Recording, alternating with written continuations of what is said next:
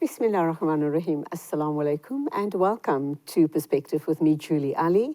Always a pleasure being with you, and I do hope and pray, inshallah, that you do enjoy all of the content that we bring to you by way of this program, not forgetting the amazing guests that are featured here. So once again, we welcome you to join us for the full hour on Perspective. This time around, we're going to be talking to an amazing young lady. She is Mehreen Mia. She's a global educationist and a transformational mental wellness advocate.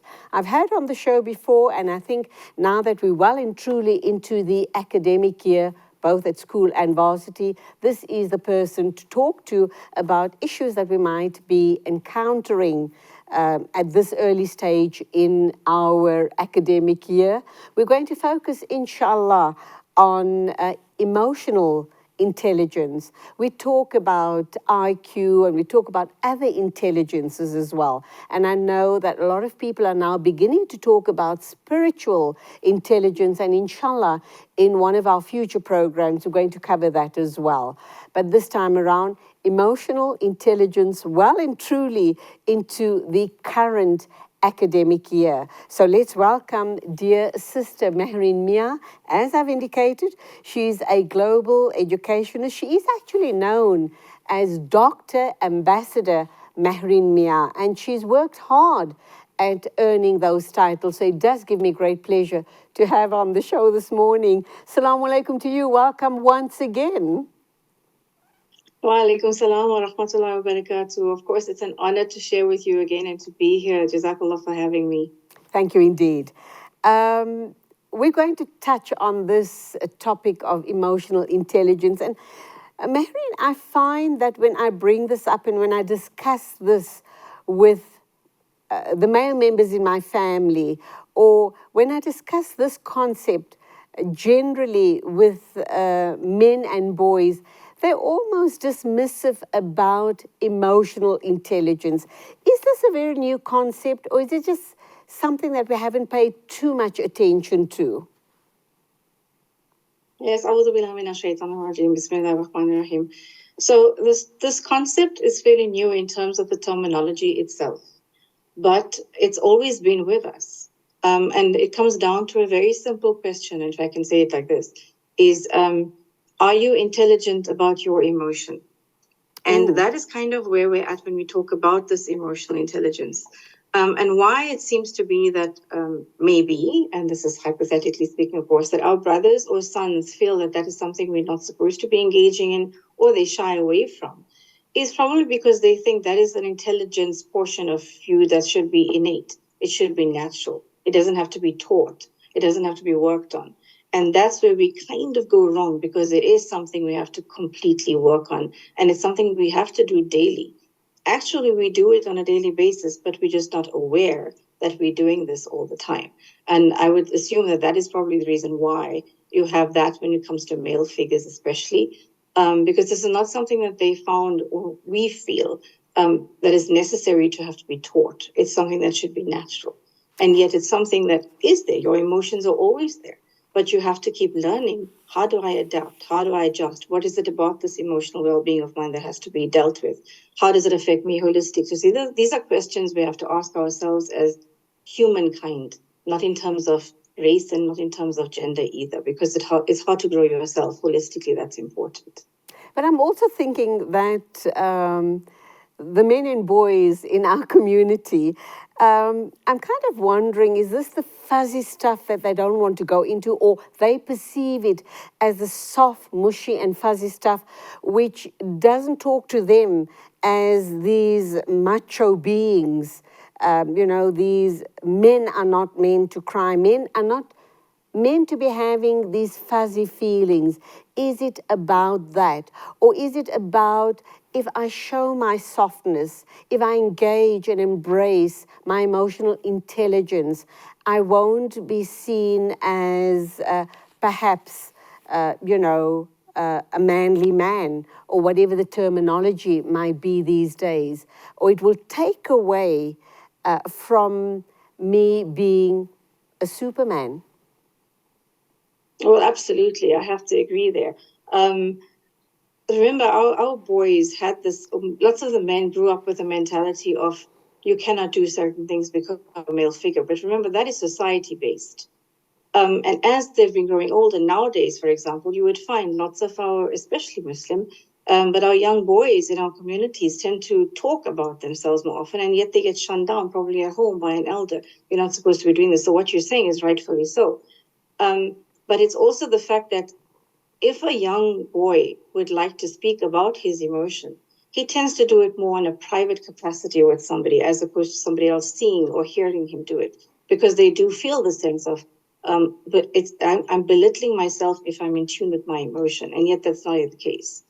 And you have to remember, emotions are not just on the feminine side. Your emotions are all types of kinds of emotions. So men who feel that I have to be macho, remember, you do have emotions. Your anger sometimes takes control of you. You have frustrations. You have issues with people that you work with. You have issues while you're driving your car.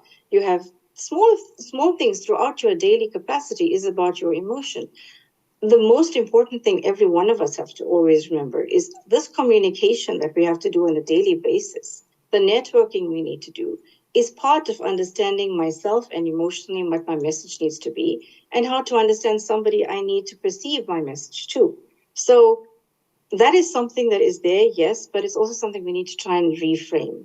We need to try and change that narrative now, that we all need to understand and respect people's emotions, because that's where the key for peace building starts. The other issue tied in with what we're talking about this morning, Mehreen, is we have a lot of baggage.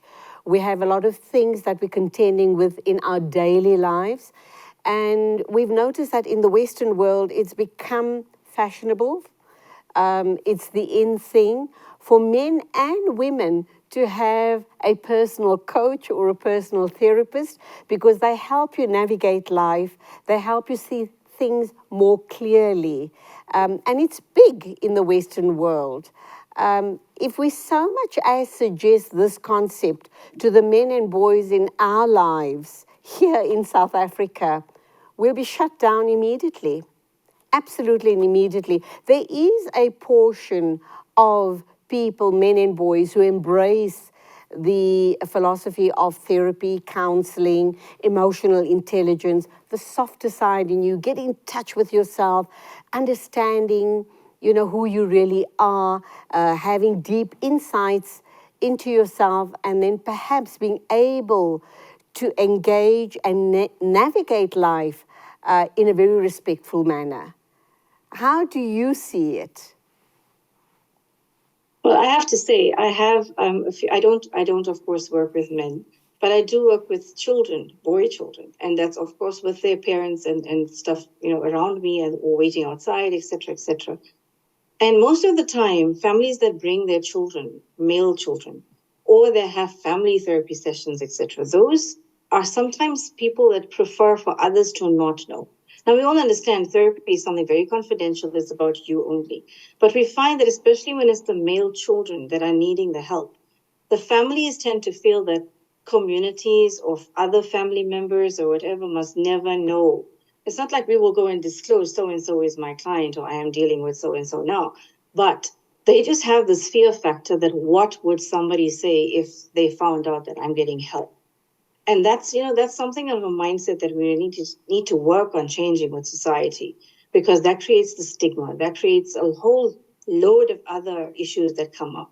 But we have to understand our absolute existence is about us encompassing these emotions that we have, because our thoughts, our feelings, they all affect our physical selves, they affect our sense of spirituality, they affect our social skills, they affect our communication skills. So all of this is about us holistically being who we have to be. And if we don't understand this direct link between each of these facets of who we are and what makes up who we are, then how are we going to become an empowered somebody who can make clear decisions about life?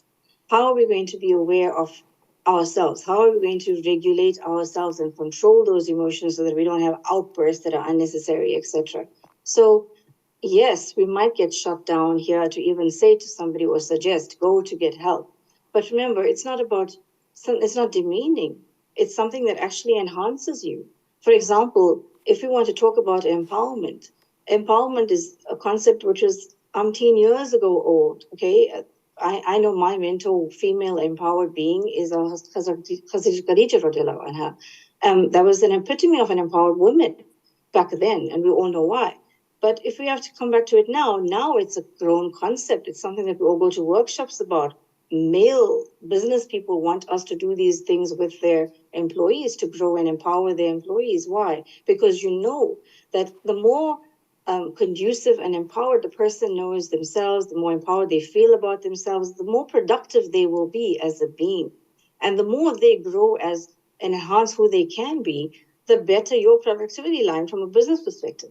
So if we look at it from that perspective on its own, somebody will want to enhance somebody because they see a gain, but that person themselves is also gaining.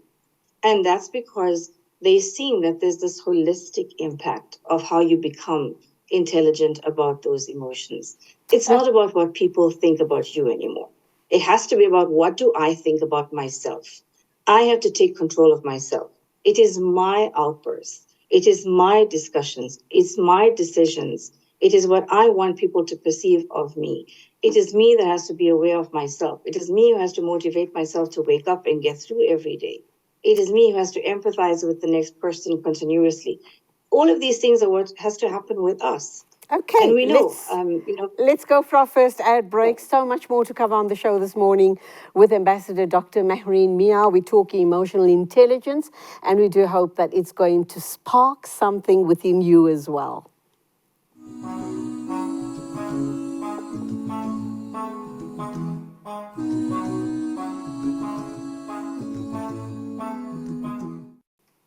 Welcome back, and I'm absolutely delighted to have Mehreen Mia on the show with me this morning. And clearly, I can tell you right up front, we ain't going to have enough time to cover absolutely everything that I want to talk with her about this morning. So, Mehreen, when you spoke about the little boy child that comes to you possibly for for some therapy, I remember a story from a relative of mine who said that he's damaged today. He's a grown man today, but he resents his mother for having taken him for play therapy when he was a little child.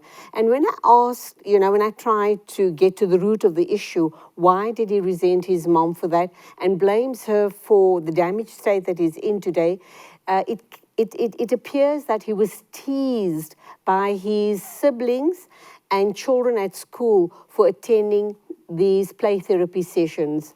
What's your take on that? How do we approach this situation in a very respectful manner and make the child understand that it is to help you? You're not damaged in any way, but it's just to bring you up to speed on, or possibly on the same level as your peers, or to help you cope with your emotions, your feelings of anger, your feelings of possibly inferiority, or whatever else the child is going through at the time. Yes, absolutely. The impact of this kind of thing that happens when children are teased never really is seen in the initial stages. The impact is always long term. Like now, you're saying to me that you actually see the impact on this person now when it happened to him earlier. And this is why one of the things I do, and I try and really push, and I'm trying to do it with our government as well, is to try and push for this sense of holistic education. Yes, we have LO in our schools, life orientation, but it doesn't teach and equip our children with skills for life. When you look at education holistically, you're looking at creating a very supportive environment, not just an academic learning environment, a supporting learning environment where a child can enhance their communication skills. They're respected for ways of communication. It also shows them how to motivate themselves, creates motivational skills for them. We can teach our children how to build stronger relationships within themselves, with the community, within their peers, with their families, how to understand and agree to disagree on certain things in a very diplomatic manner. We give these children an empowered voice, so to speak, but you start them off at an early age. And when we teach them these concepts of understanding yourself emotionally, gaining, like I say, the intelligence about your emotions through an education system, and then, of course, building that into the system of curricula itself, then we automatically then putting it into the community base. We're not just filtering it through a therapist to a client. We're actually putting it into a system where there's a teacher who's equipped with what emotional intelligence is about, who's also gone through the training. You're then pushing it to our children to understand each other better. And then we enhance the mindset of the parent to understand. And when we're doing that, the communities collectively will know that this kind of understanding of emotions and going to seek help to build yourself or get through something you're finding difficult is something to be respected, not teased. Because when we have to know the role of emotional intelligence, one of the important things, how does it even help if we push it into education? It helps because our children, like you say, was a young boy and was teased in his class. If this was something that was identified in a school and people in the community were aware of what this concept is about, then we'd understand that those feelings matter. That boy's feelings were something that we need to take cognizance of and be empathetic about. We need to learn how to actually be empathetic but help each other. How do we respect that? We avoid the behavior that could be volatile, like the teasing, like the bullying. It decreases that when we have the sense of heightened emotional intelligence. You build stronger friendships, you create better bonds. And the one thing we have to know is going for therapy, going for life coaching sessions, going for these workshops to enhance you. It helps to improve you. And automatically, it helps to improve your health and happiness and your life success. Because curveballs are always going to happen throughout life. And if you're not equipped enough to understand yourself, be aware of yourself, be aware of your emotions and what your reactions are to them, how to control yourself, how are you going to learn how to perceive others? Because emotionally intelligent people are not people who just understand their own emotions. Being emotionally intelligent helps you to understand other people's emotions. So when you're aware of these things about you, you're also able to read this in other people. Creates for better, companionship, creating of better networks, etc. And when you have to think about what this little boy had to endure through the teasing, even though he might have been in a space with his therapist where he might have felt safe enough to deal, but when he had to leave there, he had to go back to something that was very volatile. And you have to ask yourself, who is actually helping who here? Because you have to have the holistic help to see the bigger picture. Was he ever equipped to deal with that teasing? Probably not. So we need to really look at these things from a very positive and try and change that narrative now. And one of the good things is when people like who you spoke of come up and they say this is what things that they experienced, it helps us now to understand what gaps there may be and how we can actually try and fill those gaps to help people going forward. So, using this very same example, Mehreen, I've used this little boy as an example. We know that there are hundreds of thousands of other such broken people out in the system, in our communities, in our families, and in society at large. Is there still room and hope for them to get some sort of help? That's question number one. And also, what about those people that at this stage of their lives still push back when the suggestion is made to them? I can't help you. I'm not a therapist. You keep talking to me about the same thing over and over again. But a professional counselor or therapist will be able to hear you and guide you in the right direction. Would that be the right approach? The thing we must understand is people nowadays are still into stigmatization. And unless we change that mindset, that fixed into a growth, it's never going to alter the people that they have to govern. For example, if it's children in a home and you're governed by people in your home or your family that are that way orientated or that mentality orientated, it's not going to really help the child. And if that child, for example, comes to one of the schools that I work in, then they will have the ability to be able to speak to someone like me. However, that child might come to me and say, but don't tell my parents I'm seeing you. Ooh. And that makes it very difficult because you want to actually help that entire family grow into that community. We must all remember something. Every single day, actually more than one moment a day, you have some situation, right, that comes up. And that situation will create a thought that you would have. Your thought then would automatically create an emotion that you would experience. And then your experience would create the behavior that comes with that emotion that you're having. Obviously, whatever your behavior is an action. And somebody who's perceiving you is giving you a reaction. Likewise, the same is happening with everybody else around you, and you are perceiving their behavior. If we don't understand the emotion that comes before the behavior in people, then we're never going to be able to readily relate that how should I be reacting positively to this, leave alone to other people, but to myself. How am I going to take control of myself? How am I going to learn these control measures? Because if you have to look at somebody who's got kind of low emotional intelligence, that might be somebody who's aggressive, who's demanding all the time, who's not willing to see the second point of view, who's very unresponsive to change, who wants to just stay fixed in a specific way, that kind of thing. As opposed to somebody who grows themselves and develops who they are, with somebody who's trained in specific fields. Remember, you don't have to be trained in everything. People are trained in different specific fields and they specialize. So find somebody that can help you to become assertive, but in a diplomatic way, that can help you to build your intelligence about your emotions so that you learn how to be the best leader in your business, how to then lead your people, how to then help them lead themselves in their families, etc., etc. So it's all about the self-assessment. And I always say to everybody out there, even whoever's listening to us right now, do the quick scenario and ask yourself that same question I've been asking so far. Are you intelligent about your emotions? And if not, then what would you not want to be intelligent about your emotions? Leave alone everybody else. Because once you are equipped with yourself to be empowered, you automatically have the catalyst effect to help the balance around you. Would that not want to be you as the parent for your child, where your child seeks and sees the positive that comes out of this for you, instead of the opposite, where your child has to do it first and then it comes home to tell you that this is how it should be? Do we even listen when our children say that they have a different viewpoint from us? Hypothetical speaking, on any topic. Or is it a taboo in your home? It's small questions, but it's honest answers that help us to assess whether we are actually intelligent about these things or not.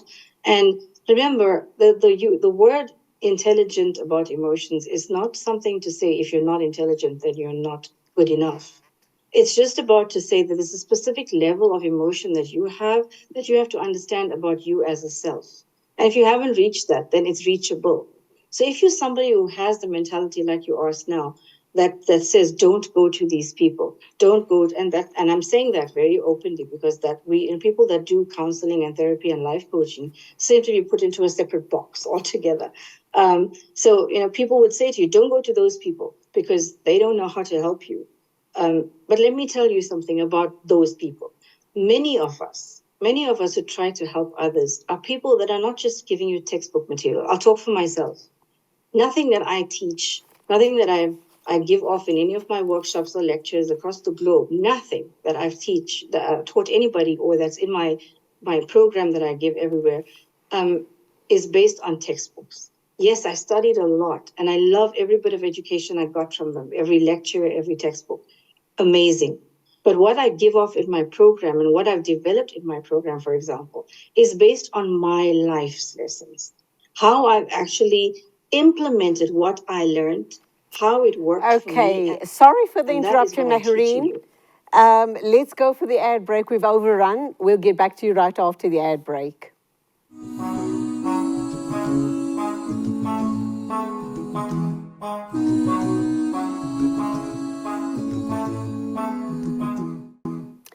Welcome back. I'm talking to Dr. Ambassador Mehreen Mia.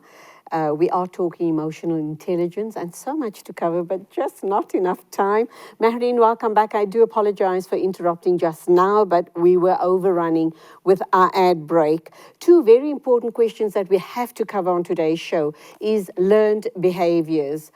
We know that if you look at a preteen, teenager, or even a young adult, that person has learned behavior over the past 15, 20, 30 years. We do know that with therapy, with coaching, with counseling, that we can guide them on the right path. But if they have had learned this wrong or bad behavior over the past 15, 20 years, how long is it going to take in therapy to unlearn those behaviors and to go on to a new path of new beginnings and a new version of yourself? Well, alhamdulillah, it would be amazing if somebody did assess themselves well enough to know that I want to get to that step. So the first step, biggest step that you will ever take is to know I want to change these behaviors about me. And that's one of the biggest criteria about knowing empowerment, but more so about emotional intelligence. The first concept, for example, regarding emotional intelligence is always self-awareness. And why I'm saying that is because, being aware of your emotions and your emotional responses to those around you can obviously improve your intelligence itself. And when you are someone who's sitting there and realizing all of these behaviors that I have, all of these things that I do, I don't like them anymore, I want to get change, that is the number one key step in you becoming emotionally intelligent. So if you are somebody who's looking to do that, congratulations already, because that's the biggest step you will ever take. Because knowing when you're feeling anxious or angry, and when you understand that that's happening with you, then it can help you how to process it, how to communicate those feelings in a way that actually is healthy as opposed to unhealthy. And then your awareness about you helps to enhance you, and that automatically enhances those around you. But to unlearn what is learned over a long period of time, it actually depends on every individual. There is no specific time frame for across the board. I have to say that. In everyone that I have helped so far, everyone is different. Of course, because the assessments that start off tell us how long it is, what exactly is the difficulty that they're facing, what exactly is the behavior pattern that we're trying to change, what is that learned behavior that needs to be now unlearned.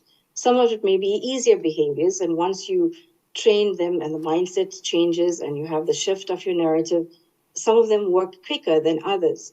Others still feel, there are lots of them who still feel that while they're in this therapy session and they're trying to change that learned behavior, they somehow feel this compelling that, but if I'm going to change it, then I'm letting go of where I learned it from and the person who taught it to me. And why I'm saying that, if you learned a behavior from someone who was close to you, but for example has passed on, and you're realizing that that behavior pattern that you have now learned is not working for you. It's not really good or healthy. It might have worked for that person back then, but it doesn't work now, and you want to change it. Part of you really wants to change it for the benefit of you, and the other part is feeling that if I have to let go of this, I'm letting go of the person's legacy because they're not here anymore. And that's not the case. I'm giving you that as a hypothetical example because lots of people feel that compelling need to always people please over and above helping themselves.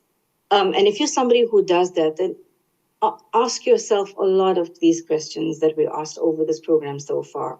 And do you want the change for you? Because ultimately, this is your life's journey. And we're talking learned behavior means it's behavior you are learning from other people.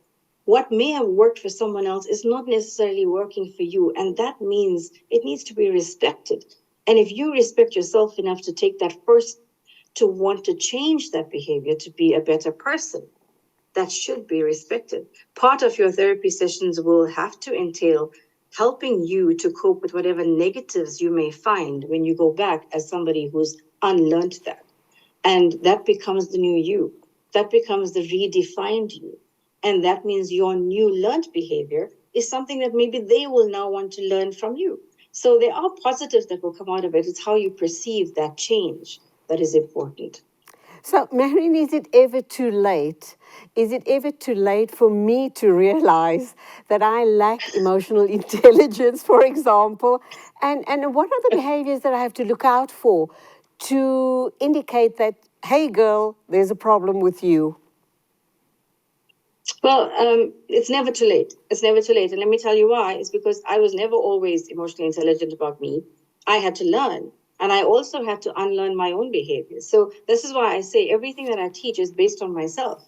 I know what I've been through. I know the difficulties I faced. I know how I used to self-talk myself into distress and anxiety and go on and on. I used to have this roller coaster ride with myself. I know the pains and anguishes of trying to get through every day. I know what it's like to have society stigmatize you and push you down and call you names because you're trying to get help. You know, all of these things are known. And this is why I say that box of therapists that are put into a corner, that people say, don't go and see them, us as in them, me is one of them. We go through these emotions, we go through life. And this is what really makes us do what we do. I do what I do purely out of a passion because I really want nobody to have to feel how I felt when I was in my own box, that there's nowhere to go. How am I going to pick myself up? We have Allah subhanahu wa ta'ala, of course, but sometimes He wants us to also learn how to build ourselves up again. And that is key for us. So it's never ever too late. And when you have to look at signs, oh my word, you know, you can be one today and you can be something else tomorrow.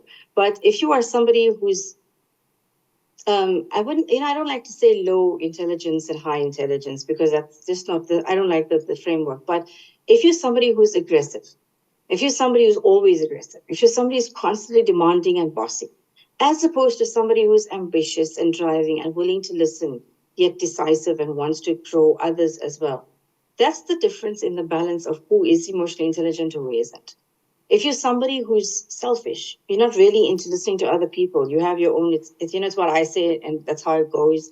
I'm not willing to actually be sociable enough to listen to others. That also is the difference between the both. If I'm somebody who is patient, I'm stable, I'm consistent, I'm a good listener, then I have high emotional intelligence because I'm able to be that patient with myself and others around me. Yet, if I'm somebody who's resistant to change, too happy to be in my comfort zone, not willing to go for help, I'm not willing to even listen or entertain somebody else needing help, then you are somebody who has the lower form of emotional intelligence because you're not willing to see the other side. You have a fixed mindset. You're not growing in your mindset. So these are small things that you have that are going on with you. Another thing, and this is always something that I learned the very difficult way, is if you are a fussy somebody, a critical thinker, always of yourself, always self-analyzing, almost as perfectionist. Everything has got to be A, B, C, D, otherwise it's not done. I'll have 20 people work for me, but I'd rather do all of their jobs, still pay them the salaries, but I'll do all 20 jobs because I want it done in a specific way. If that's you, then you're also kind of on the low intelligence of emotions because you need Let to me be able ask to be you, systematic. Mehreen, Yes. when you use that example, are you not talking about someone suffering from OCD? No, I'm talking about you just OCD is a completely different category altogether. I'm talking about you just wanting things done in a specific way, being very perfectionist in all that you do. OCD is more, I gotta have things in order, I gotta see things in order, it's gotta be visually right.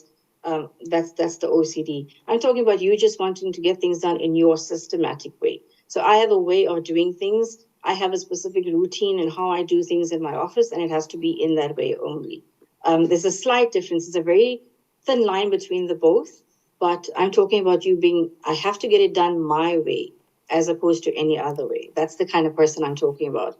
And that person needs to kind of change that because when you're out in the working world, when you have to keep networking and you have to work with other people, it's not going to always be your way. And then what happens? How are you going to communicate your way effectively then? You can't bully your way out. You can't make sure people just have to adhere to you, otherwise find the road. That's not how we do things. So these are small things. There's a whole list of things that you have to go through with your assessment that you have to have with your therapist or counselor, but it will help you to understand yourselves better.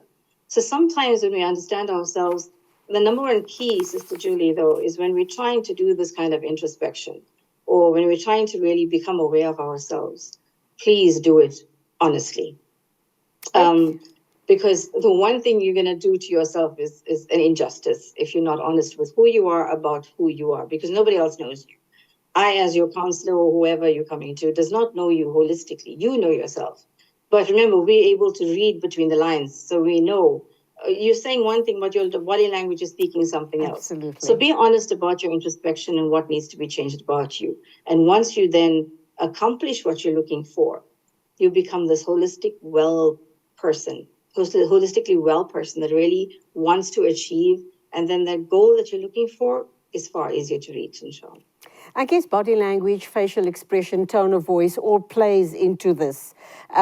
We need to go for our next ad break, Mehreen, but when we come back, I want to know about EI and IQ. What's the difference or similarity between those two concepts?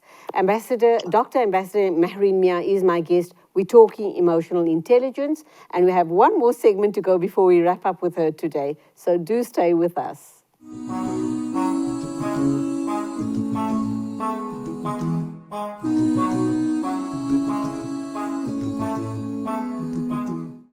Welcome back. I'm talking with Dr. Ambassador Mehreen Mia. We're talking emotional intelligence, and the question I put to her just before the ad break is EI and IQ, what are the differences or the similarities, and what do we need to know about these two concepts? Back to you, Mehreen. Welcome back. Yeah, thank you. Jazakallah khair. So we have to understand what this intelligence concept is about, right? Intelligence is, of course, you having this ability to learn stuff. I need to educate myself, so I'm building and enhancing my intelligence. When you have an IQ test, it actually measures your ability to kind of solve problems. You use logic, use how to communicate complex ideas. But your emotional portion of it, if you do a test for emotional intelligence, you're actually measuring your ability to recognize the emotion in yourself and, of course, in other people. So the IQ test that you do, they don't necessarily give you an account of your thinking ability. The IQ tests don't always predict your success, for example, in a school or in life, or even in your business for that matter. Your IQ refers to your intellectual ability. So some of the common things that we do with IQ is, do you use logic to solve problems? How do you use the logic to solve a problem? How do you plan and strategize things? Your ability to actually understand something that's abstract. How would you grasp a certain language or use a specific foreign language in certain things? So how do you adapt to change? So your IQ determines these few things. That's just a small list of what I've given you, but there's a bigger list, of course. So that's your IQ, right? It's about your intellectual ability. But when we're talking about the EI or the emotional portion of it, that is referring to your ability to sense your emotion in yourself. And of course, then sense that emotion in other people. So this is about being aware as a guide of your own behavior. And in general, if you have this emotional quotient, so to speak, you're then able to empathize easier with other people. You can identify these emotions in yourself and others also. You can adapt your feeling to the situation, and your reactions, therefore, will become more appropriate. And when you have a higher, like we said before, the higher emotion, but when we talk about emotional quotients versus IQ, the emotional portion of it would help you to control the impulse, as opposed to you just having a cognitive or academic ability to know, I should be doing this. But your EQ would help you as to how do I do it? Do I actually carry this forward? So you're able to, with an EQ, learn, how do I stop myself? How do I withstand a temptation to do something that may be wrong? If there's a conflict happening, remember, your IQ is merely going to help you to see that there is a problem here and to maybe put a plan in place or to strategize what the solution may be. Your emotional intelligence would help you. How do I resolve this conflict with myself or within myself and with other people with success for all of us around? How do I communicate this effectively? How do I become the leader that I need to be? These are these examples that I'm giving you. That is an emotional quotient that determines whether you have that ability. So the IQ shows you the more platonic academic ability that you would have. The emotional ability that you have is about how to put it all together to become holistically well in everything that you need to do. Because remember, Everything has to work well and in balance for you to have clear decisions made, for you to make the right choices, for you to be the best you can be, for you to see yourself in the wrong if it is wrong, and to learn from there, but also to see this in other people, because this is what we do. So no matter what your age is, whether you're in school, junior primary, or whether you're in secondary school, whether you're in university, whether you are somebody who's a leader of an organization, or even a country for that matter, you've got to be in tune with yourself to understand, how do I implement things? So it's not just about putting a plan together on a piece of paper or strategizing. It's about actually, how do I control this? How do I take control, not allow things to control me? I take control of things. And I then put things together, or put a plan together. Yes, that's your IQ. And how do I then implement it? That's my EQ. And that would be the difference. So there has to be the balance between the both. So, how do we become emotionally intelligent? Let's assume I'm not, and I want to get to that point. And of course, the all-important question: you're probably going to say, how long is is a piece of string? How long will it take to become emotionally intelligent? Well, again, I'm not going to say that about the string, I promise. Um, but again, it's about the individual that's sitting in front of me, or any of our therapists or counselors for that matter. That assessment of the person will tell us, do they have the cognitive sense to be able to get through this quicker? Will they be able to adapt to the changes that we want to teach them? Are they able to do their self-assessments more, how can I say, more honestly, as opposed to us probing them to be honest? These are little factors that could determine the length of time it would take. But in terms of you becoming emotionally intelligent, you don't, there's a lot that we can do. You can start now. You can start, if you're listening to us now, you're listening to me, start by becoming more self-aware, number one. Understand yourself and your emotions. What exactly are your triggers? What triggers which emotion for you? And how do you respond to those emotions? Then look at the people around you in your home. What triggers them? What are their emotions and how do you react to them? These are small things that create an awareness about you and your surrounding. And when you're aware of these things, then you learn what about it might need to change. That's how you identify the gaps there. And once you're doing this, then you move into the second fold, which is, how do I recognize what other people are feeling? And when you do that, then you obviously learn about the self-reflection. I am now reflecting on myself versus what this person is feeling. Am I being empathetic? Do I even want to become involved, or do I want to walk away? How do I adjust myself to what the next person is feeling? That then leads to the next phase, which is, how do I listen? Do I listen attentively or not? Do I want to even listen to what this person is saying? Because remember, some people can say the same thing over and over and over without wanting the change, because they're just comfortable to get the reaction from you. But if they want the change, then it's said once, and then it has to, move over. So each thing is linked into the next. So it's a concept of one leading into the other, if you want to be emotionally intelligent. But you have to really identify these things within yourself as gaps first, and then put together what needs to be put together for you to benefit. Because it's like doing a risk analysis of something. We have to identify, for example, if this is a ship that's going to be set to sail, go and do your risk analysis of the ship. If you're going to identify holes in the ship somewhere, you're not going to let the ship go. You're going to have to fill those gaps in. So likewise, you are that ship. You need to sail beautifully, even against the storms of your life. So you need to be able to do that assessment, your risk analysis for yourself. Where is my gap? What do I have to do to fill it in? And each person, like I said, Sister Julie, is different. And so the longer, you might have had that learned behavior, the longer it may take for you to unlearn it and build your intelligence about your emotions again. But ultimately, the first step is being aware. Being aware that this change is necessary. There's no yardstick, and it's different from person to person. Alhamdulillah. So you just have to work hard at it. And this is going to actually, you're going to change, and the people around you are going to notice the change. And by this change that they see in you, their behavior is going to change as well. So there's really this wonderful newness and this wonderful change happening all around you. But I've just been told, Mehreen, that we're going to wrap up now. We've got literally a minute left to wrap up time. Very, very quickly then, let me ask you this question. Is back to normal? Everyone's back at school, work, etc. And I'm wondering, how do you think EI is impacting on education and the system as a whole? But a short, sharp answer, please, if you don't mind.